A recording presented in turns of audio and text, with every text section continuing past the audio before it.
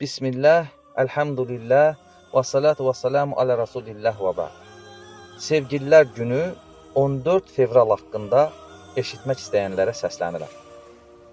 14 fevral dırnaq arasında sevgililər günü.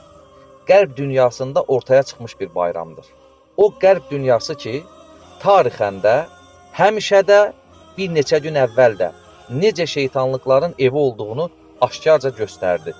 Görmək istəyənlər gördü də, bildi də.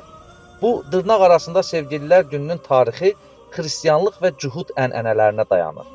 Adını dini qeyrətim yol vermir, qeyd etmək istəmirəm, xüsusilə bir xristiyan keşişin adına bağlayırlar.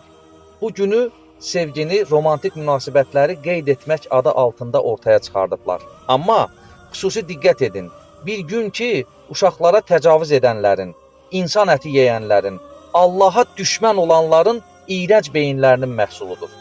İslamda isə belə bir bayram yoxdur və heç bir dini dəyəri də yoxdur. Quranda və hədislərdə bizə öyrədilən sevgini ifadə etməyin yolu Allahın rızasını qazanmaq, ailəyə, valideynə, övladlara və müslimlərin bir-birlərinə qarşı hörmət və mərhəmət yolu ilədir. Müsəlman bu cür dırnaq arasında bayramlardan uzaq durmalıdır. Müsəlman üçün bu tip bayramlar dini, əxlaqi və ictimai baxımından İslama ziddir.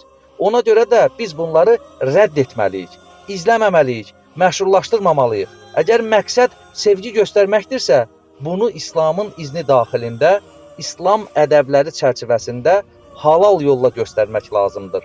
Başqa batil yollarla yox. Qısa desək, 14 fevral dırnaq arasında sevgililər günü İslama aid deyil. Küfür və xarici adətlərin bir məhsuludur. Müsəlman bu günü rədd etməli, öz imanına və əxlaqına sadiq qalmalıdır. Subhanaka Allahumma və bihamdik, əşhədu ən la ilahə illə ənt, əstəğfiruka və atubu ileyk.